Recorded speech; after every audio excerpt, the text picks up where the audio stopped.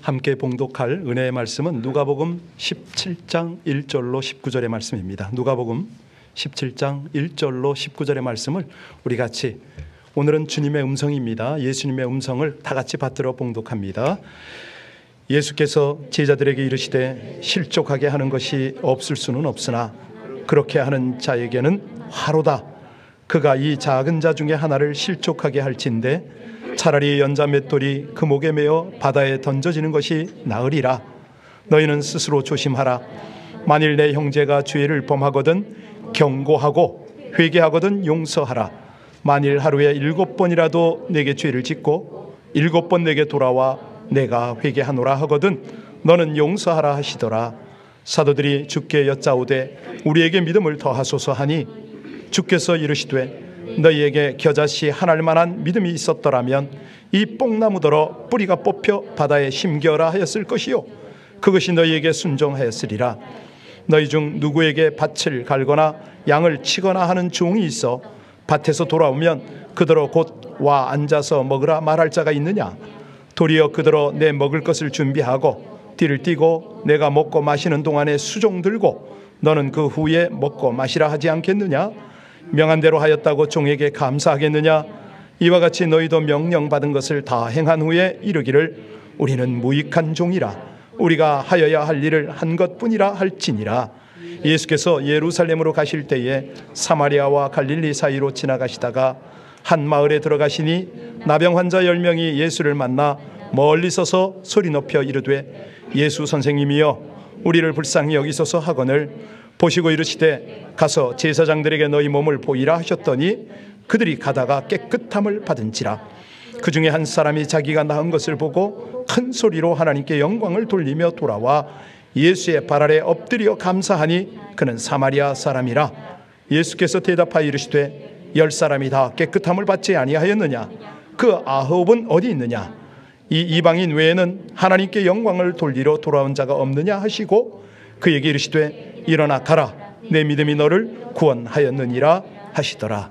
아멘. 하나님의 말씀입니다. 하나님의 나팔소리 불릴 때에 여러분이 그 잔치에 참여할 믿음이 있으십니까? 할렐루야. 우리 하나님은 말씀으로 천지 만물을 만드시고 섭리하시는 줄로 믿습니다.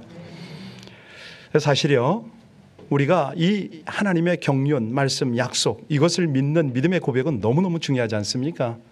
위대한 선교사들이나 믿음의 사람들을 보면 한결같은 그런 믿음으로 살았죠.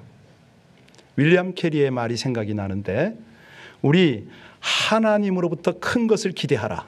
그리고 위대한 일을 행하라. 이런 구호를 외쳤습니다. 자신이 그렇게 살았으니까요. 사실 믿음은 수동적이 아니죠. 능동적입니다. 패시브가 아니고 액티브인 거죠. 하나님의 도우심, 하나님의 응답을 기다리면서 비전을 꿈꾸고 기도하고, 이게 믿음 아니겠습니까? 사실요, 앞이 보이지 않는 상황은 우리 앞에 항상 있습니다. 그런데 그럼에도 불구하고 우리 하나님이 역사하시면 불가능이 없음을 믿으십니까? 지금 우크라이나와 러시아의 전쟁 소식을 계속 듣고 계시죠? 가슴 아픈 사연들이 너무 많더라고요. 폭탄을 안고 스스로가 다리에서 자폭을 해버렸습니다. 러시아 군대의 앞길을 제한해 보려고, 막아보려고요. 어떤 젊은 커플은요, 결혼한 그날 동반 입대를 했어요. 첫날 밤을 각각의 병영에서 지내는 그런 커플이 있습니다. 그뿐만 아니라 어떡하나, 아유 우리 귀한 형제가 왔는데, 너무 잘생긴 형제가 와서 지금 제가 중국말로 좀 했으면 좋겠는데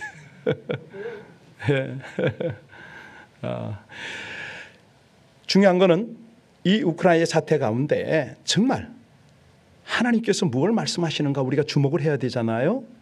한 젊은 아빠가요, 어린 아이를 가슴에 끌어안고 막 울어요. 입대하러 가면서. 기약이 없으니까. 그런데 정말 그나마 소망이 있는 것은 우크라이나 성도들이 눈밭에서 무릎을 꿇고 기도를 하더라고요. 그 사진 보셨나 모르겠습니다. 자, 이런 주님이 오실 날이 심히 가깝고 말씀하신 대로 세계에서 분쟁이 일어나고 이런 상황 속에서 우리 주님께서 저와 여러분이 어떻게 살아가기를 원하실까요? 여러분, 그 포드 자동차의 설립자가 누굽니까? 헨리 포드죠. 이분이 초등학교도 못 나온 거 아세요? 이분이 마차를 보면서 말 말고 기계로 사람을 태우고 다니는 그런 어떤 설비가 있으면 좋겠다. 그래서 포드 회사를 설립했잖아요. 이분이 돌아가시고 나서 디트로이트에 기념관을 만들었습니다. 그리고 포드와 포드 아내의 사진을 크게 걸었죠. 그 밑에 이들 부부를 평하는 글이 붙었습니다.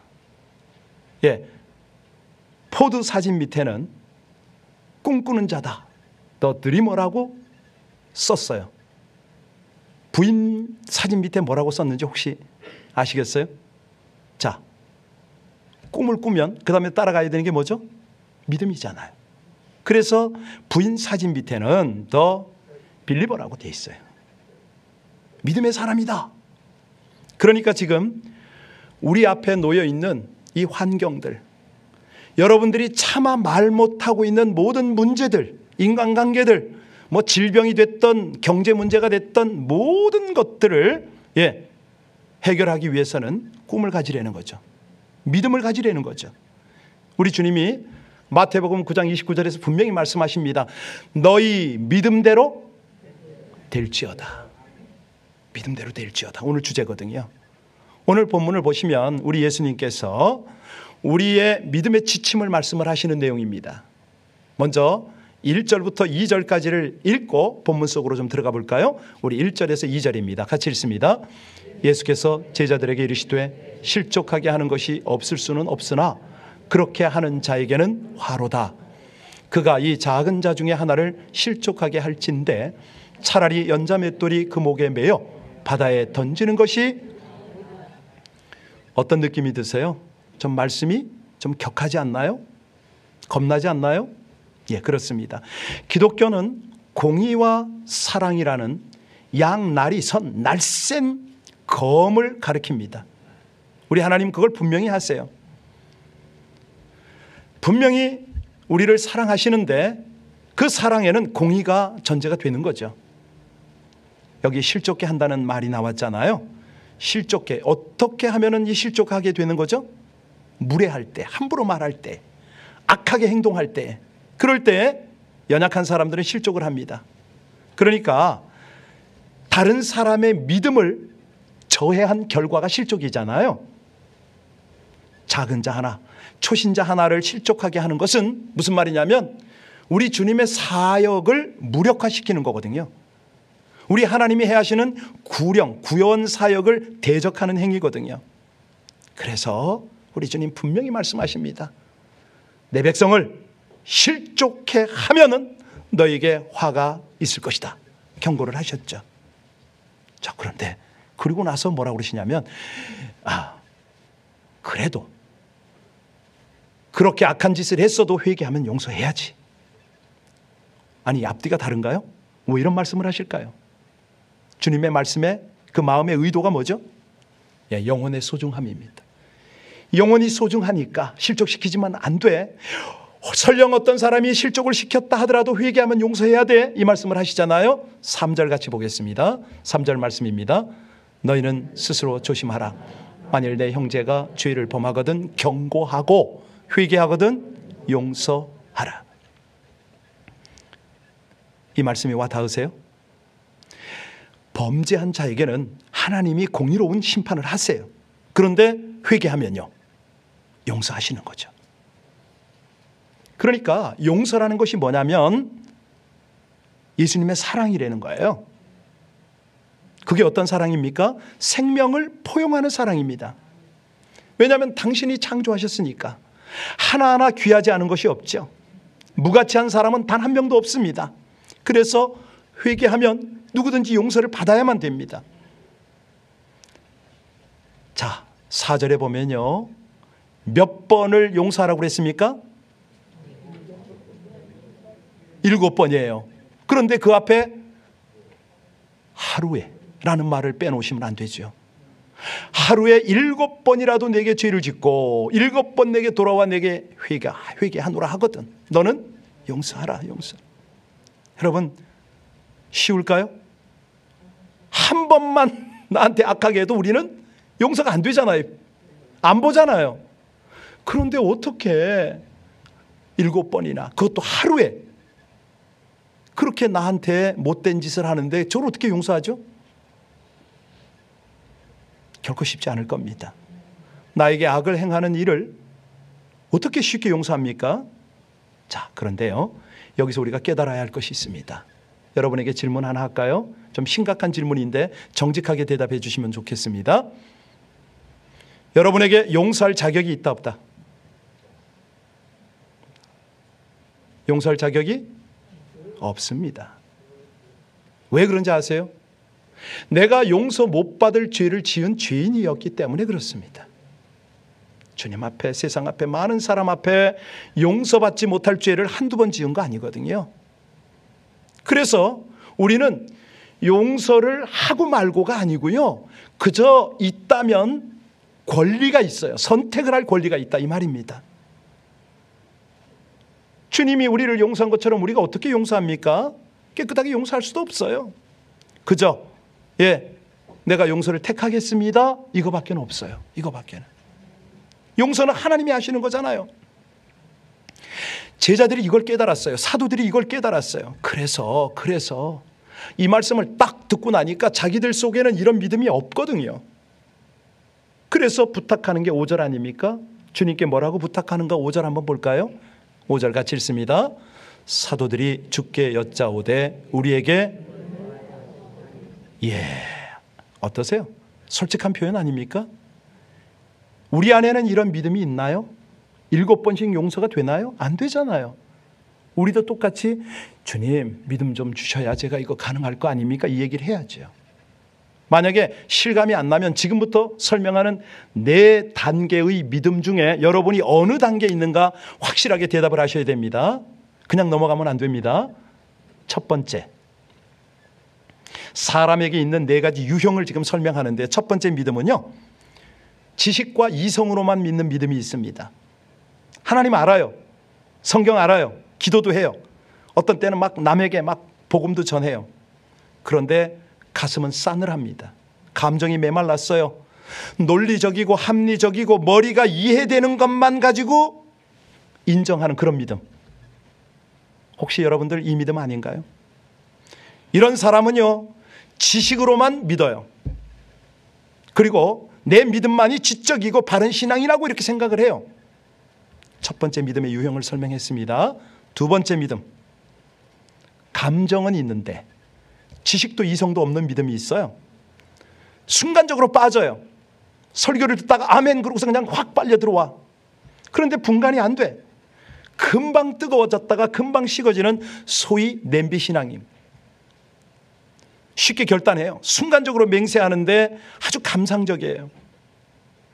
이런 사람들의 특징은 기복신앙에 빠지기가 쉽습니다. 인간관계를 함에 있어서도 금방 좋았다가 그냥 뭐라도 빼줄 듯 하다가 바로 돌아서는, 아주 쉽게 그렇게 관계를 깨뜨리는 이런 사람들, 그런 믿음이 있어요. 세 번째 믿음은 어떤 믿음이냐면, 알아요. 알기는 아는데 믿어지지가 않아.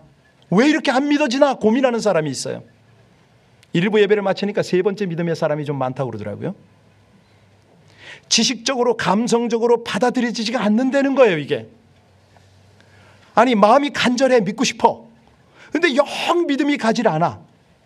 그러면 믿음이 자라질 않지요. 그저 믿어야겠다 이런 희망만 가지고 항상 거기서 맴도는 그런 사람이 있어요. 여전히 뭔가 문제로 남아있는 아주 답답하고 안타까운 그런 유형이죠. 자, 네 번째 믿음을 소개합니다. 네 번째 믿음은 무조건 믿음이에요. 조건 없이 믿어지는 믿음.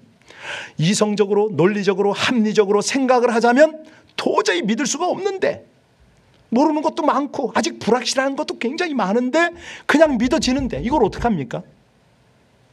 복잡하고 의심스러운 것, 이걸 생각하기 이전에 마음이 막 끌려가요. 믿음으로 막 끌려가. 물론 성령께서 주도하시기 때문이기도 하지만 하나님이 확실하게 믿어지는 이런 믿음. 저는 믿음의 4가지 유형을 여러분에게 말씀드렸습니다. 여러분은 어느 유형입니까? 예수님의 제자들이요, 우리에게 믿음을 더하소서 지금 그랬다고 그랬잖아요. 주님께 아주 간절히 요청을 해요. 왠지 아세요? 저들이 예수님과 지금 이미 얼마 동안 동행을 했습니까? 3년 동안. 예수님보다 나이 많은 사람도 있잖아요. 자기들이 젊디 젊은 예수를 딱 쳐다보고 따라다녀 보니까 이 양반이 믿음으로 역사를 일으키는데 대단하거든요. 풍랑도 잠재우고 뭐 오병이어 역사가 일어나고 죽은 사람도 살아나고 막 그랬잖아요. 자, 그래서 생각지도 못한 그런 위력, 믿음의 위력이 나타나니까 자기들에게 믿음이 필요하다고 인정을 한 거예요. 그런데 예수님께서 지금 가장 심각한 도전을 하셨단 말이에요. 여러분, 4절에 우리 예수님이 뭘 도전하셨죠? 용서잖아요, 용서. 그러니까 아니, 용서도 믿음에 들어가나? 이런 생각을 했겠죠. 믿음이 부족해서 용서가 안 되나? 큰 믿으면 용서가 될까? 뭐 이런 생각을 했겠죠.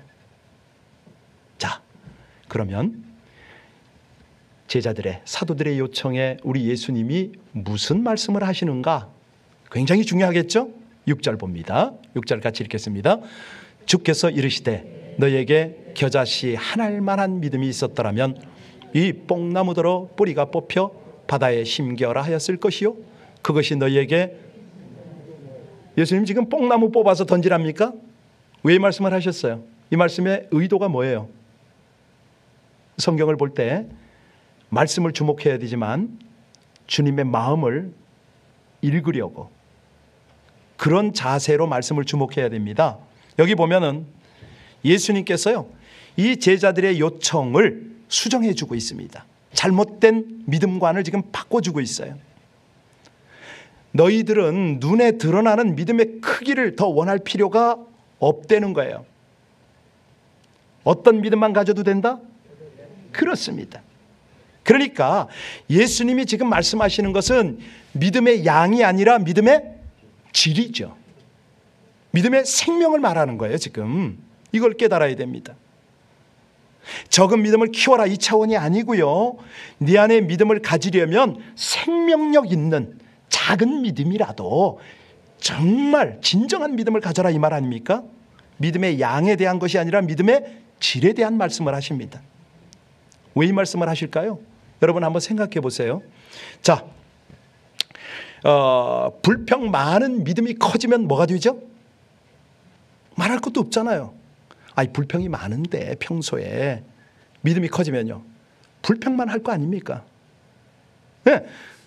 아니, 성실하지 못한데 믿음이 커지면 어떻게 됩니까? 결국은 불성실이 커지잖아요. 아니, 순종을 하지 않는데 믿음만 커지면 어떻게 됩니까? 불순종의 영역이 점점 확장이 될 거 아닙니까? 그래서요, 우리 주님이 제대로 된 믿음을 가져라, 성실한 믿음, 참 믿음, 이걸 가져라. 믿음이 있느냐 없느냐가 가장 먼저이고, 그 다음에는 어떤 믿음이냐 질의 문제이고, 마지막으로 양이 그 다음에다, 이걸 알려주시는 거예요. 자, 그러면서 이제는 조금 더 쉽게 알아듣도록 종의 비유를 말씀하십니다. 여러분, 이 말씀을 읽으면서 우리 주님의 마음이 이거였구나 하고 깨달았으면 참 좋겠는데요. 우리 7절로 10절을 다시 한번 봅니다. 7절로 10절입니다. 너희 중에 누구에게 밭을 갈거나 양을 치거나 하는 종이 있어 밭에서 돌아오면 그대로 곧 와 앉아서 먹으라 말할 자가 있느냐? 도리어 그대로 내 먹을 것을 준비하고 띠를 띠고 내가 먹고 마시는 동안에 수종을 들고 너는 그 후에 먹고 마시라 하지 않겠느냐? 명한 대로 하였다고 종에게 감사하겠느냐? 이와 같이 너희도 명령받은 것을 다 행한 후에 이르기를 우리는 무익한 종이라 우리가 하여야 할 일을 한 것뿐이라 할지니라. 와 닿으세요? 뭐가 이게 주님의 마음이 느껴지세요? 아주 중요한데요. 여기 지금 뭐냐면 정체성을 말하는 겁니다. 자, 주인을 시종드는 것이 종의 정체성이잖아요. 자, 성도의 정체성은 뭡니까? 하나님을 경외하는 거죠. 섬기는 거죠. 그죠? 이 종의 정체성은요, 철저한 순종이 있단 말입니다. 그러면 하나님을 섬기는 성도의 정체성은 뭐예요? 절대 순종이죠. 이걸 말씀하시는 거예요. 종이 변해서 주인이 될 수 있다 없다. 그러니까 종도 그렇고 성도도 그렇고 은혜 안에, 주인의 은혜 아래 살아가는 그런 삶이잖아요. 다시 말하면 종으로서, 성도로서 행복한 것, 그 행복을 누릴 수 있는 비결이 뭐예요? 믿음을 가지는 거잖아요. 양질의 믿음을 가지는 거잖아요. 아, 하나님은 내 하나님이다. 하나님은 나의 주인이다. 하나님은 나의 모든 걸 공급하신다. 하나님으로 인하여 나는 미래가 보장되어 있다. 이걸 확실하게 믿을 때에 철저한 순종이 될 거 아닙니까? 이 양질의 믿음. 이 믿음이 어디서 난다고요? 예, 순종에서 납니다. 그런데요, 어떤 사람을 보세요. 가만히 보면요, 내면적으로 순종을 하지 않으면서 말로만 믿음을 내세우는 그런 사람들이 있잖아요. 입으로만 믿어, 입으로만. 행동은 전혀 아니야. 다 뭐 염려해서 내가 다 해. 입으로만 믿는다고 그러는 사람이 있잖아요. 그런 사람의 특징이 뭐죠? 바리새인이죠. 이 시대의 바리새인. 예, 순종하지 않으면서, 충성하지 않으면서, 하나님의 말씀 따로 내 삶 따로 완전히 분리가 되어 있으면서 성도라고 하는 사람, 종이라고 하는 사람. 여기요, 제자들은요, 사실은 믿음의 질에는 대해서 관심이 없었습니다. 그냥 믿음의 양이 많으면 좋아한 줄 알았어요. 그러니까 괜한 압박감으로 사는 거야. 자기는 믿음이 없어서 주님처럼 기적이 안 일어나고, 자기는 믿음이 없어서 이 하나님의 은혜가 내게 머물지 않는다, 뭐 이런 생각을 한 거죠. 여러분, 이런 건 다 허망한 짓입니다. 아니, 능력 없는 믿음을 키우겠다고 애써봐야, 잘못된 믿음을 키우겠다고 애써봐야 다 소용없습니다. 아무리 졸라도 주님이 그걸 주시지는 않지요. 여러분, 여기서요, 오늘 저와 여러분이 딱 회개해야 될 것이 있습니다. 저부터. 뭐냐면 지식과 이성적 판단에 매달려서 그럴싸하게 보여주려고 했던 믿음, 이런 거 좀 내려놔야죠. 감정에 치우쳐서 지금 막 가슴이 뜨거워지네, 뭐 성령이 임하시네, 막 이걸 가지고 헤매는 믿음, 이런 걸 버리라는 거예요. 예수님이요, 그 말씀하셔요. 마태복음 17장에 너희가 만일 믿음이 한 겨자씨만큼 있으면 이 산더러 명하여 저리로 옮기라. 옮겨질 것이라. 또 너희가 못할 것이 없으리라. 이렇게 말씀을 하셨거든요. 그러니까 이 믿음이 제대로 있으면 불가능을 뛰어넘는 위대한 능력이라는 거예요. 아무리 작은 씨라도 생명력만 있다면 거기서, 그 씨에서 흙을 뚫어버리는 힘이 나오는 거잖아요. 잎이 뻗어 나오잖아요. 점점 자라서 숲을 이루잖아요. 새까지 거기에 깃들이죠. 믿음이 그런 거랍니다. 근데 사실요, 우리 신앙이 너무 미약해요. 믿음의 범위가 좁아요. 그런데 중요한 것은 왜 주님이 이런 말씀을 자꾸 하시냐면, 말씀에 대해서, 우리 하나님의 말씀에 대해서 분명하게, 확실하게, 똑똑하게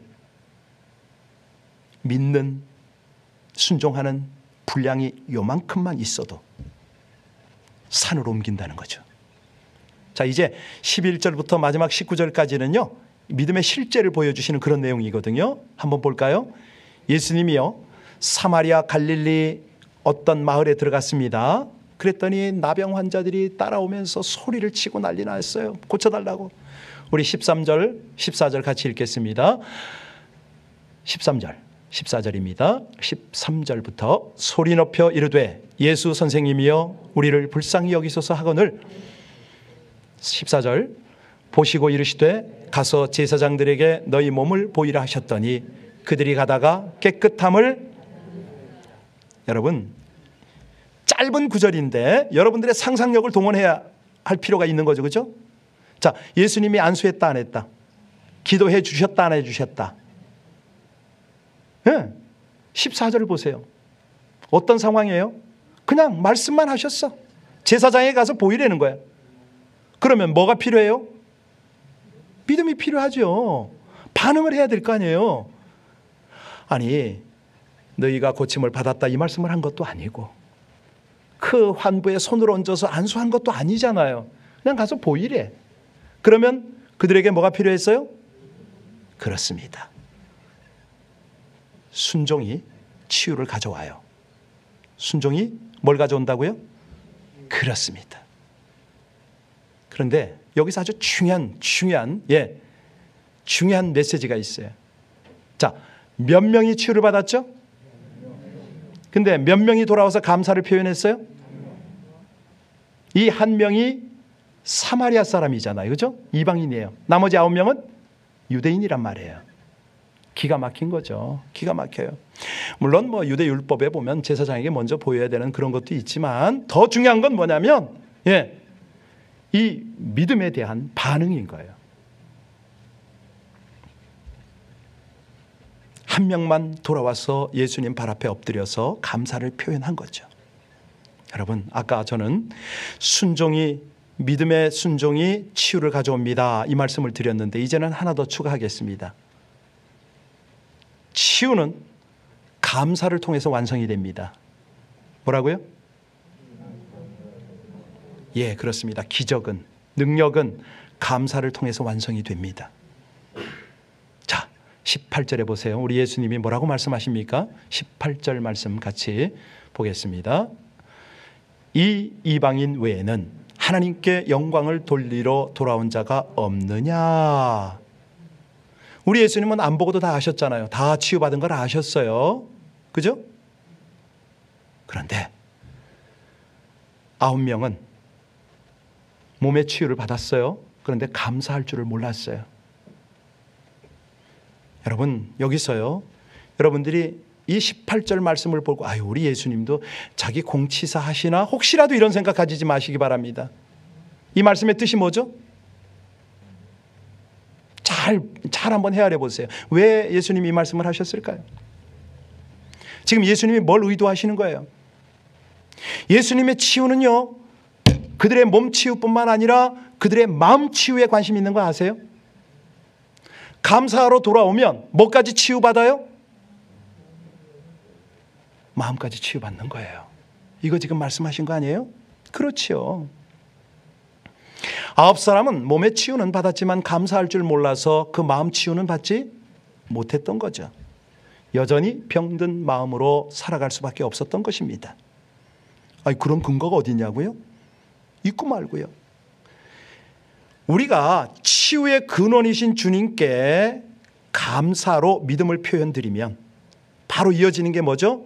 구원의 기쁨으로 이어지는 겁니다. 예, 여러분, 사마리아인이 주님께 드린 게 뭐예요? 아, 나 고쳐주셨으니까 여기 있습니다. 사례 드렸나요? 헌금 드렸나요? 봉사를 드렸나요? 아니요, 아무것도 드린 거 없어요. 그가 드린 것은 오직 하나, 감사의 믿음을 드렸어요. 내 몸을 고쳐주신 주님 감사합니다. 그랬더니 이 고백을 들으신 주님께서 그 믿음을 보시고 19절에 어떤 역사를 일으키세요? 같이 읽겠습니다. 그에게 이르시되 일어나 가라. 내 믿음이 너를, 예, 뭐까지 치유받았어요? 마음, 영혼 다 치유받았잖아요. 이런 은혜가 여러분 믿음으로 함께 하시기를 주의 이름으로 축원합니다. 감사의 믿음은요, 육신을 넘어섭니다. 뛰어넘어요. 인간 한계를 뛰어넘어요. 영혼의 문제까지 다 연결이 됩니다. 그러니까 우리 믿음 중에 생명력 있는 믿음, 감사의 믿음을 가지고 하나님 앞에 살아가면은 이 땅에서 하늘을 살아간다는 거죠. 기가 막힌 은혜인 거죠. 그때 하나님께서 뭘 아끼시겠습니까? 더 큰 능력을 부으시고. 여러분, 우리는 오늘 도입 부분에서 자기 믿음을 진단했잖아요. 4가지 유형 중에 나는 이 믿음입니다 라는 여러분들 나름대로의 진단을 하셨단 말입니다. 자, 그러면 앞으로 어떻게 신앙생활 하시겠습니까? 최소한 오늘까지는 내가 예수를 믿었는데 아무 능력이 없었어도 이제는 좀 능력 있는, 불가능을 뛰어넘는 위력이 안 나타날지라도 뭔가 좀 믿음의 능력을 좀 경험하며 나누며 살아야 될 거 아닙니까? 그런데도 불구하고 왜 능력이 안 나타날까? 나는 10년, 20년, 30년 직분을 이렇게 가져도 한 번도 간증이 없을까? 이런 분들은요, 오늘 말씀 잘 들으셔야 됩니다. 야고보서 1장 5절로 8절을 제가 읽어드릴게요. 누구든지, 너희 중에 누구든지 지혜가 부족하거든 모든 사람에게 후히 주시고 꾸짖지 아니하시는 하나님께 구하라. 그리하면 주시리라. 오직 믿음으로 구하고 조금도 의심하지 말라. 의심하는 자는 마치 바람에 밀려 요동하는 물결 같으니 이런 사람은 무엇을 구하든지 주께 얻기를 생각하지 말라. 두 마음을 품어 정함이 없는 자니라. 의심하는 자를 뭐라고 그랬죠? 요동하는 물결이다, 이렇게 말씀하셨어요. 의심하면서 기도하는 것을 뭐라고 그러죠? 두 마음을 품었다, 이렇게 말씀. 우리 주님이 그렇게 말씀하시는 거예요. 내가 말씀 믿어요. 기도도 해요. 그런데 혹시 안 되면 내 기도도 하나님이 들으실까? 염려, 두려움, 의심, 걱정 품는 거를 두 마음 품는다, 이렇게 말합니다. 안 되지. 죽겠어. 결국 이 일은 꼬일 거야. 그러면 결국 죽을 일만 쌓입니다. 근데 반면에 하나님께 맡기겠습니다. 하나님께 감사하겠습니다. 그럼에도 불구하고 감사할 것입니다. 그래서 감사하고, 이럴 때요, 이 믿음을 드릴 때 하나님의 은혜 안에 살거든요. 자, 여기서 이제 오늘 여러분이 딱 잡아야 될 거를 지금 말씀드립니다. 그러면 이 자신의 한계를 뛰어넘어서 하나님의 능력, 불가능을 가능케 하는 이 믿음이 어디서 오는가? 어디서 오죠? 케이스는 많습니다만은 베드로의 케이스를 한번 설명할게요. 베드로, 그런 갈릴리 바다에서 잔뼈가 굵은 최고의 베테랑 어부 아닙니까? 아니, 그에게 젊디 젊은 목수 청년이 와가지고 오른쪽에 그물을 내려라, 깊은 데 내려라, 한낮에. 베드로가 어떤 기분이었을까요? 자존심 다 상했겠죠. 그러면 그 말에 순종하려면 어떤 과정이 필요합니까? 체면, 자존심 다 내려놔야 되겠죠. 한마디로 어부로서는 한낮에 그물을 던져서 고기를 잡을 수 없다는 걸 알아요. 이성의 한계를 뛰어넘어야 되잖아요. 그리고 베드로는 밤새 그물질을 해서 얼마나 피곤했어요. 육신의 한계가 있어요. 육신의 한계를 뛰어넘어야 되잖아요. 그러니까 말씀에 순종하면 분명히 불가능이 가능이 되는데, 그 믿음을 드리면 하나님은 역사하시는데 뛰어넘어야 될 게 있다는 거죠. 이성의 한계, 육신의 한계. 이거를 뛰어넘으면 체험을 할 수가 있습니다. 무슨 말이냐면요, 잘 들으세요. 하나님의 말씀을 아는 거에 멈춰서는 절대 안 됩니다. 능력 안 나타납니다. 그럼 어디까지 나가야 돼요? 주님의 마음을 살피는 거죠. 그 마음을 알아차리고 순종하는 거예요. 거기에 믿음으로 반응하는 거예요. 작은 믿음이라도 생명력 있는 믿음으로 주님께 드리면은 그때 주님이 역사하시는 거죠. 주님 오실 날이 힘이 가깝잖아요. 참으로 어려운 시대를 우리는 살고 있습니다. 그럴 때 우리 주님의 소망이 뭐예요? 여러분을 향한 우리 주님의 마음이 뭐죠? 적어도 너희만큼은 이 어려운 시기에 나의 역사를 경험하고 증거하는 나의 증인이 되어달라. 이거 아니시겠어요? 그런 사람 찾으시죠. 그래서 저도 여러분도 목사도 성도도 직분자도 다 함께 주님 앞에 우린 점검해야 됩니다. 내가 지성과 이성으로만 믿는 믿음 아닌가? 난 지성도 이성도 없고 감정으로만 믿는 그런 믿음은 아닌가? 내가 믿어야 하는 건 분명히 알겠는데 믿어지지 않아서 어떻게 믿음을 세우나 고민하는 2단계는 아닌가? 우리 점검해야 됩니다. 솔직하게. 그리고 하나님, 겨자씨만한 믿음 주십시오. 구해야죠. 오늘 사도들처럼 제자들처럼 구해야죠. 그런데 구하는 것으로 끝나면 안 됩니다. 믿음은 행동이 따라가잖아요. 주님 말씀하시면 제가 순종하겠습니다. 원수 용납하라고요? 제가 순종하겠습니다. 그걸 선택하겠습니다. 종으로 살으라고요? 주님 말씀만 하시면 제가 순종하겠습니다. 이 믿음을 들이시기만 하면 여러분들은 영육 간의 강건함과 구원의 문제와 자녀, 자자손손, 미래 모든 것들을 하나님의 능력으로 해결받는 더 풍성함을 누리게 되는 복을 여러분의 것으로 삼으실 것을 믿습니다. 여러분 솔직한 얘기로 믿음을 더하소서 이 기도하고 싶지 않으세요? 자, 기도하겠습니다. 하나님, 우리 주님께서 원하시는 불가능을 뛰어넘는 양질의 믿음을 구합니다. 용서하는 관용과 충성으로 순종하며 범사에 감사할 수 있는 믿음을 구합니다. 지금 우리 앞에 있는 질병, 경제, 신분, 관계 모든 문제들이 불가능의 벽이라고 할 때에 이 불가능을 뛰어넘어 가능으로 역사하시는 하나님을 믿으며 살기를 간절히 원합니다. 아버지 하나님, 하나님의 말씀 앞에 그 말씀을 아는 것으로 멈추는 것이 아니라 주님의 마음을 알아가고 그 주님 마음 앞에 저의 믿음을 드리게 하여 주옵소서. 아무리 아파도 힘들어도 큰 문제라도 주님 앞에 살아있는 믿음을 드려서 하나님이 역사하시고 우리 모두 가운데 능력 베푸심을 경험하여 증인이 되어지게 하여 주옵소서. 예수님 이름으로 기도하옵나이다.